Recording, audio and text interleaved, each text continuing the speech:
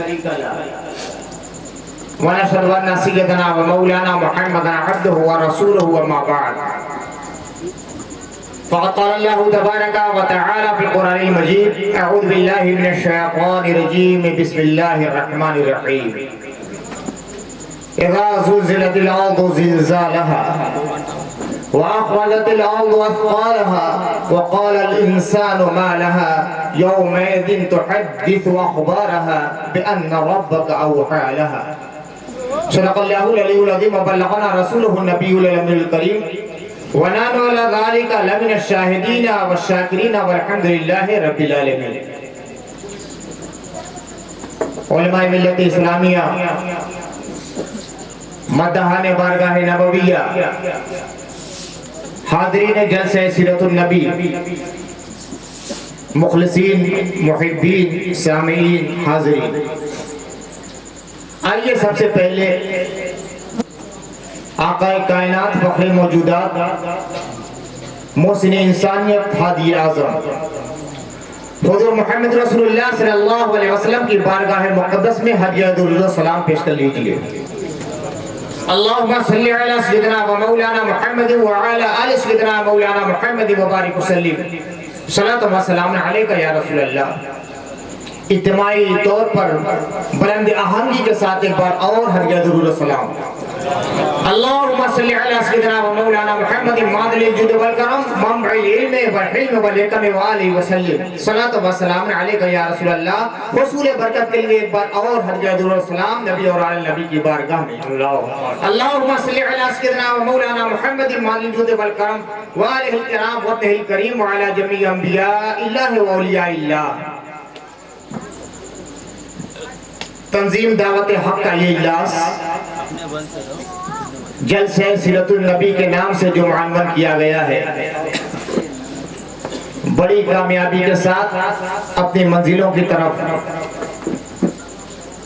برادر کبیر نقیب اہل سنت عالی جناب اکرم جلال پوری صاحب کی نقابت میں رواں دواں ہے. اللہ تعالیٰ آپ تمام حضرات کی حاضری کو قبول فرمائے. یہ عظیم الشان اجلاس کہ حد نظر تک ٹھاٹھے مارتا ہوا سامعین کا ایک مجمع، حقیقت یہ ہے کہ بس اللہ تعالیٰ کی کارسازی سے اور محمد رسول اللہ صلی اللہ علیہ وسلم کی نگاہ توجہ سے اپنے مراحل تکمیل تک پہنچ رہا ہے، ورنہ صرف ایک ہفتے میں سارا پروگرام ہوا ہے. الحمدللہ جن علماء کو بلایا گیا، جن شعراء کو مدعو کیا گیا، سب حاضر ہو گئے. اور جو اس علاقے کا مزاج ہے کہ جو باتیں کہی جائیں علمی ماحول میں، علمی انداز میں، دعوتی اسلوب میں اور نہایت سنجیدگی کے ساتھ کہا جائے اور سنا جائے، الحمدللہ اس معیار کے مطابق ابھی تک تقریریں ہوئی. ورنہ اکرم بھائی زمانے کا ایک بہت بڑا فتنہ یہ ہے کہ آج جلسے اتحاد کے ذریعہ بننے کے بجائے اختلاف کا سبب بنتے جا رہے ہیں. جلسوں کو آج فتنوں کا مرکز بنا دیا گیا ہے. اور ایک بہت بڑا فتنہ یہ ہے کہ جلسوں کے زیادہ جھوٹی روایتوں کا بہت زیادہ پرچار ہونے لگا ہے، جبکہ اللہ کے نبی صلی اللہ علیہ وسلم نے فرمایا تھا من کذب علی متعمدا فلیتبوأ مقعدہ من النار. جو قصداً مجھ پہ جھوٹ بولے تو جہنم میں اپنا ٹھکانہ بنا لے. لیکن آج سکے راج الوقت کی طرح اسٹیجوں پر وہی مولوی حضرات و بھون چل رہے ہیں جن کو علم چھو کر بھی نہیں گزرا. بس کچھ ڈائلاگ یاد ہے، کچھ ٹون ہے، کچھ بولنے کا انداز ہے، کچھ محاکات ہے. ایسے حفاظ آج جلسوں میں سننے میں آتے ہیں اور حدیث کے نام پر ایسی باتیں پیش کی جاتی ہے کہ امام بخاری اور امام مسلم نے بھی کبھی نہیں سنی تھی. یہ بہت بڑا اس زمانے کا فتنہ ہے. اللہ تعالیٰ اس فتنے کے سرکوبی کو اور اس فتنے کو دبانے کے لیے ایسے مردان حق کو پیدا فرما دے جو اس زمانے میں امام بخاری اور امام مسلم کی یاد تازہ کر دیں. آمین ثم آمین. اس تنظیم کا نام دعوت حق، حق کی دعوت دینا، حضرت علامہ مولانا حسن رضا خان صاحب کی فکری تقریر بھی آپ حضرات نے مولانا فرمائی. حقیقت یہ ہے کہ بہت مصروف زندگی ان کی ہے اور صبح جلد سے جلد انہیں پہنچنا تھا، اس لیے بہت مختصر خطاب ہوا. حضرت مولانا شمیم احمد صاحب کا خطاب آپ حضرات نے مولانا فرمایا. سارا پروگرام ایک ہفتے کے اندر سیٹ ہوا. مقررین کو بلانا، شعراء کو بلانا، چندے کی فراہمی، پوسٹر چھپوانا، لوگوں تک بات کو پہنچانا، ایک ہفتے کے اندر سارا پروگرام ہوا. لیکن اللہ تعالیٰ نے اس تنظیم کے بینہ تلے آپ لوگ کے دلوں کو اکٹھا کر دیا. ورنہ یہ دو بے کا عمل اور یہ ٹھاٹھا مادہ ہوا سامعین کا مجمع. عام طور سے دیکھا جاتا ہے کہ جہاں 12 بجا ہمت کے بھی 12 بج جاتے ہیں، لیکن 2 بج چکا ہے اور آپ لوگوں کے ذوق و شوق کا یہ عالم ہے کہ گویا لگتا ہے کہ ابھی رات کا 9 بجا ہے. اللہ تعالیٰ آپ کے جذبہ ایمانی کو سلامت رکھے. اور اکرم بھائی، میں کبھی کبھی تو میری آنکھ میں آنسو آ جاتا ہے ان حضرات کی محبت کو دیکھ کر. میں نے بڑے بڑے علماء کو دیکھا، پورے ہندوستان میں گھومتے ہیں، لیکن جب اپنے علاقے کی بات آتی ہے اور ان کا نام پکارا جاتا ہے تو لوگ 1 2 3 4 پہنچنے لگتے ہیں. لیکن الحمدللہ ثم الحمدللہ بے پایا محبت ان حضرات کی ہے کہ اس حقیر فقیر سراپا تفسیر یعنی نصیر کے نام پہ پوری رات اللہ تعالیٰ ان لوگوں کی محبتوں کو سلامت رکھے. اور دعا کرتا ہوں کہ جس طرح آج شامیانہ رحمت کے نیچے ہم اور آپ بیٹھے ہوئے ہیں، خدا کا کرم ہو جائے کہ میدان محشر میں مصطفیٰ کی چادر کے نیچے بھی ہم اور آپ اسی طرح بیٹھے. سبحان اللہ، آمین. سبحان اللہ. سیدنا مولانا محمد وعلى آل سیدنا مولانا محمد وبارک وسلم. صلاۃ و سلام علیک یا رسول اللہ. آج ابھی خطبہ مسنونہ کے بعد میں نے قرآن عظیم کی چند آیتوں کی تلاوت کا شرف حاصل کیا ہے. 27 اپریل کو انہی آیتوں کے تحت ابھی قاضی صلی اللہ پورا میں میری تقریر ہوئی. الحمدللہ ثم الحمدللہ. اب اس سے آگے کی گفتگو چلے گی.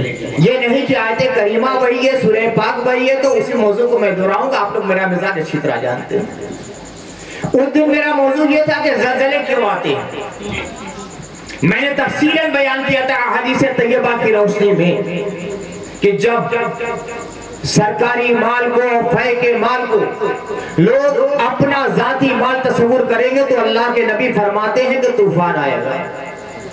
جب زکوٰۃ کو جرمانے کے طور پہ جبر کے ساتھ ادا کیا جائے گا تب زلزلہ آئے گا. جب لوگ بیوی کی فرما برداری کریں گے اور ماں کی نافرمانی کریں گے تو اللہ کا عذاب آئے گا. جب لوگ دوستوں سے قریب ہو جائیں گے، باپ سے دور ہو جائیں گے تو اللہ کا عذاب آئے گا. جب مسجدوں میں فتنہ فساد کیا جائے گا، جھگڑا کیا جائے گا تو اللہ کا عذاب آئے گا. جب شراب عام ہو جائے گی تو اللہ کا عذاب آئے گا. جب ناچ گانا فحاشی اور تماشا بازی عام ہو جائے گی تو اللہ کا عذاب آئے گا. جب زناکاری عام ہو جائے گی تو اللہ کا عذاب آئے گا. جب قبیلے کا سردار قبیلے کا کمینہ آدمی بن جائے گا تو اللہ کا عذاب آئے گا. جب پرچم قیادت وہ آدمی بلند کرے گا جو رذیل ہوگا اخلاقی اعتبار سے تو اللہ کا عذاب آئے گا. جب اس قوم کے پچھلے دور کے لوگ اگلے دور پہ لعنت ملامت کریں گے تو اللہ کا عذاب آئے گا. جب انسان کی اس لیے عزت کی جائے گی کہ اگر عزت نہیں کریں گے تو یہ ہمیں ستائے گا، لہذا اس کے روب سے معروف ہو کر عزت کی جائے گی، تب اللہ کا عذاب آئے گا. اللہ کے نبی صلی اللہ علیہ وسلم نے فرمایا تھا اللہ کا عذاب کبھی سرخیادی کی صورت میں آئے گا، کبھی زلزلے کی صورت میں آئے گا، کبھی طوفان کی صورت میں آئے گا، کبھی بارش کی صورت میں آئے گا، کبھی صورتوں کو مسح کر دیا جائے گا. یہ اس دن میں نے تفصیل کے ساتھ بیان کیا تھا. یہ تو چھوٹے چھوٹے زلزلے ہیں جو نیپال میں آیا، وہ چھوٹا زلزلہ ہے. کبھی سونامی لہر آتی ہے، کبھی ہواؤں کے جھکڑ چلتے ہیں. یہ تو عذاب کی ابتدائی صورتیں ہوتی ہے، مگر یہ ایک ایسا زلزلہ ہے جس میں چند ہزار لوگ مر گئے. کچھ ایسے زلزلے آتے ہیں جس میں ایک بستی تباہ و برباد ہو جاتی ہے. مگر خدا کی قسم ایک ایسا زلزلہ بھی آنے والا ہے، کائنات تہس نہس ہو جائے گی، آسمان کا نظام درہم برہم ہو جائے گا. یہ جگمگاتے ہوئے ستارے یہ زمین پر آ جائیں گے، سورج کی روشنی لپیٹ دی جائے گی، چاند ٹوٹ جائے گا، ستارے جھڑ جائیں گے، آسمان درہم برہم ہو جائے گا، زمین بکھر جائے گی، پہاڑوں کا یہ عالم ہو جائے گا جیسے الٹے ہوئے روئی کے گالے ہیں. انسانوں کو قبروں سے نکال دیا جائے گا، نہ زمین باقی رہے گی، نہ آسمان باقی رہے گا، نہ دریا باقی رہے گا، نہ پہاڑ باقی رہے گا، نہ آبشار باقی رہے گا، نہ سورج باقی رہے گا، نہ ستارے باقی رہیں گے. قرآن نے نے فرما دیا ہے اذا زلزلت الارض زلزالها، جب زمین کو پوری طرح جھنجھوڑ دیا جائے گا، ایسا زلزلہ پیدا ہو جائے گا کہ ہر طرف تباہی ہوگی، ہر طرف بربادی ہوگی، ہر طرف ہولناکی ہوگی، ہر طرف بھوکا منظر ہوگا.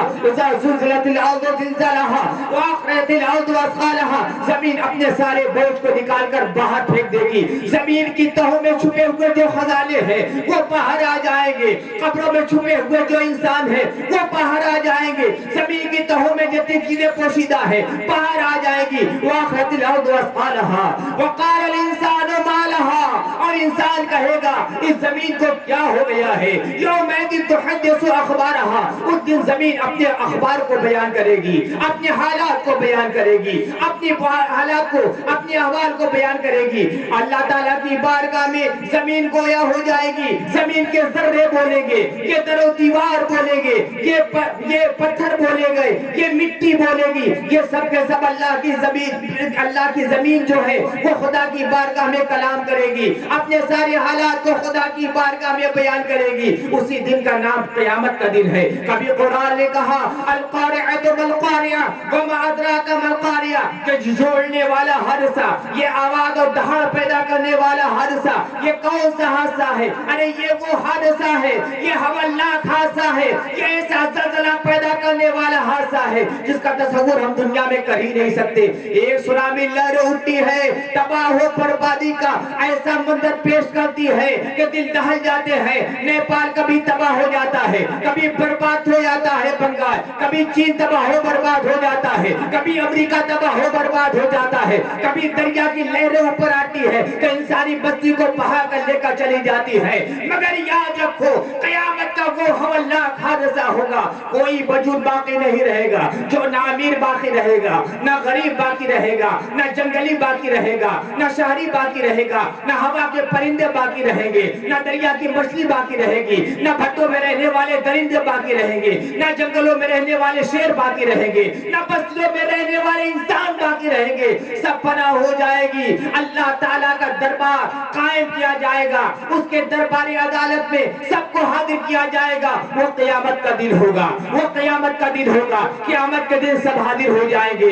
اولین بھی حاضر ہیں، آخرین بھی حاضر ہیں، کافر بھی حاضر ہیں، مومن بھی حاضر ہیں، انبیاء بھی حاضر ہیں، خدا کے نہ ماننے والے بھی حاضر ہیں. سب کو خدا کی بارگاہ میں پیش کیا جائے گا. اس دن نفسی نفسی کا عالم ہوگا، کوئی کسی کا پرسان حال نہیں ہوگا.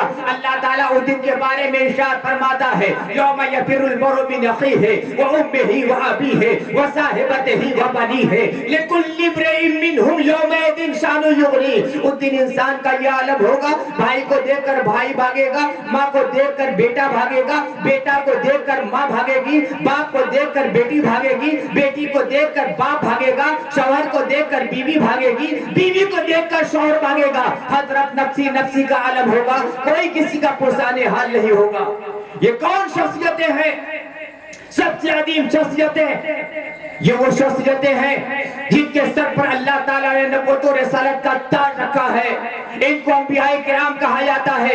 یہ حضرت آدم ہے، یہ حضرت ادریس ہے، یہ حضرت شیش ہے، یہ حضرت نوح ہے، یہ حضرت ابراہیم ہے، یہ حضرت اسماعیل ہے، یہ حضرت اسحاق ہے، یہ حضرت یعقوب ہے، یہ حضرت الیاس ہے، یہ حضرت یونس ہے، یہ حضرت داؤد ہے، یہ حضرت سلیمان ہے، یہ حضرت عیسیٰ ہے، یہ حضرت موسیٰ ہے، یہ حضرت ہارون ہے. لوگ یکے بعد دیگر ان انبیاء کرام کی بارگاہ میں جائیں گے، ان انبیاء کرام کی بارگاہ میں حاضر ہو کر استغاثہ پیش کریں گے. اے حضرت آدم آپ ہمارے لیے سفارش کر دیجئے، اے حضرت نوح آپ ہمارے لیے سفارش کر دیجئے، اے حضرت ابراہیم آپ ہمارے لیے سفارش کر دیجئے، اے حضرت موسیٰ آپ ہمارے لیے سفارش کر دیجئے، اے حضرت عیسیٰ آپ ہمارے لیے سفارش کر دیجئے. مگر یہ لوگ اللہ کی بارگاہ میں سفارش نہیں کریں گے، بلکہ حضرت آدم کے پاس جب جائیں گے وہ حضرت نوح کے پاس بھیجیں گے، حضرت نوح کے پاس جب جائیں گے وہ حضرت ابراہیم کے پاس بھیجیں گے، حضرت ابراہیم کے پاس لوگ جائیں گے حضرت موسیٰ کے پاس بھیجیں گے، حضرت موسیٰ کے پاس لوگ جائیں گے تو حضرت عیسیٰ کے پاس بھیجیں گے،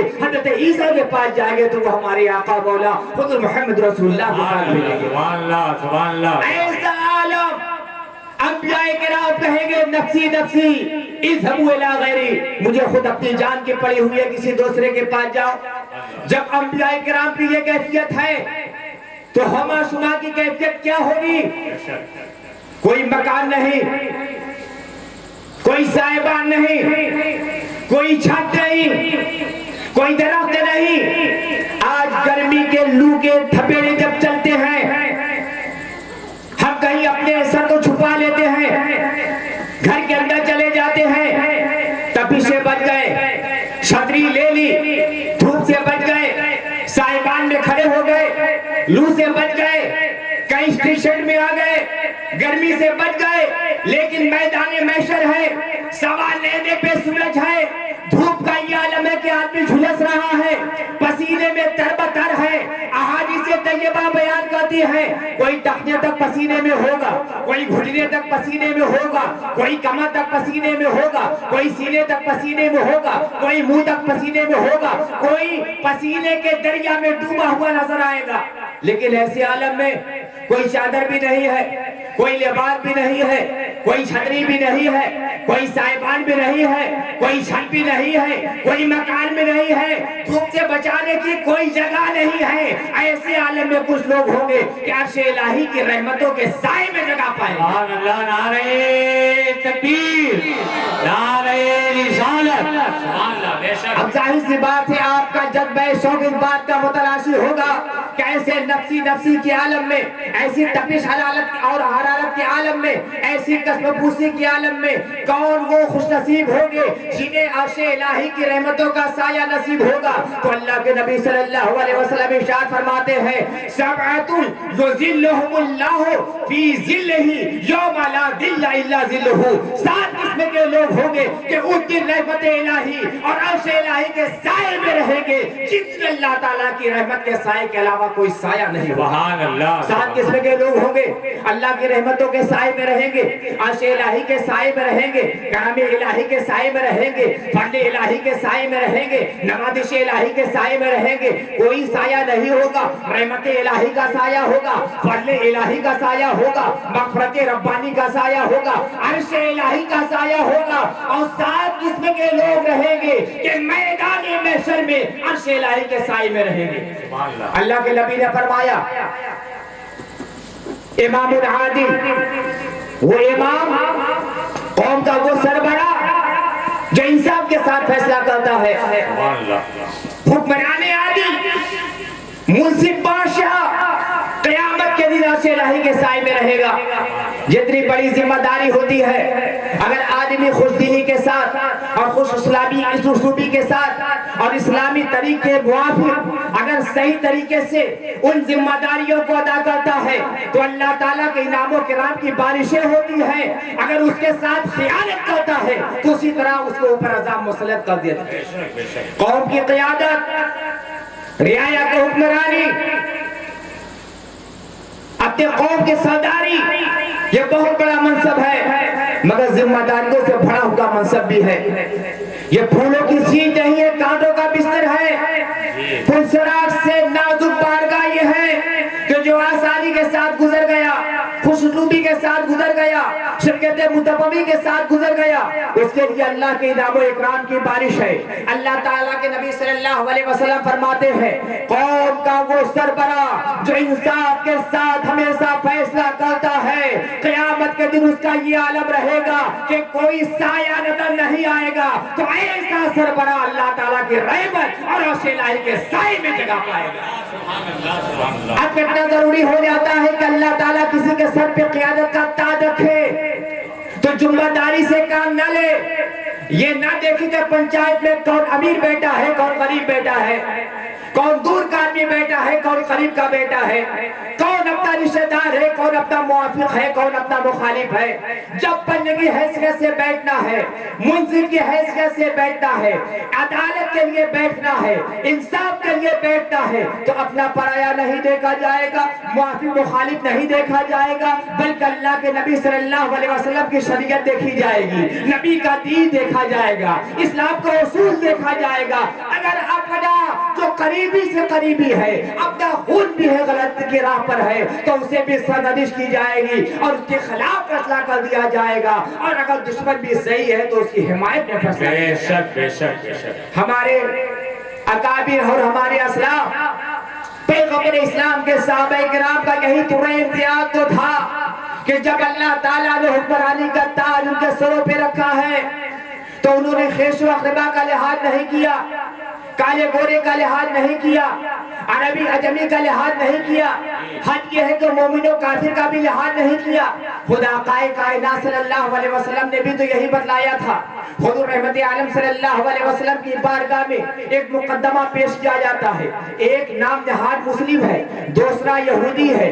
وہ نام نہاد مسلم ہے، بظاہر اپنے کو مسلمان بھی سمجھتا ہے، اللہ کے نبی کا کلمہ بھی پڑھتا ہے، قرآن مجید کی آیات کی تلاوت بھی کرتا ہے، مصطفیٰ کے پیچھے مسجد نبوی میں نماز بھی پڑھتا ہے، کلمہ طیبہ کا ذکر بھی کرتا ہے۔ دوسری طرف ایک یہودی ہے جو نہ قرآن کو مانتا ہے، نہ خدا کو مانتا ہے، نہ مصطفیٰ کو مانتا ہے، نہ دین اسلام کو مانتا ہے، نہ مسلمانوں کا ساتھی ہے۔ دونوں ایک مقدمہ لے کر اللہ کے نبی کی بارگاہ میں پیش ہوتے ہیں۔ حضور رحمت عالم صلی اللہ علیہ وسلم نے سارے معاملات کو سنا۔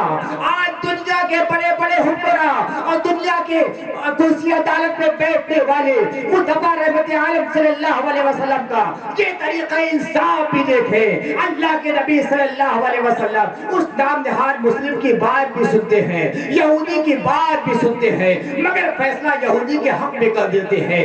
اللہ کے نبی نے یہ نہیں دیکھا کہ یہودی ہمارا مخالف ہے، ہمارا دشمن ہے، ہمارے قرآن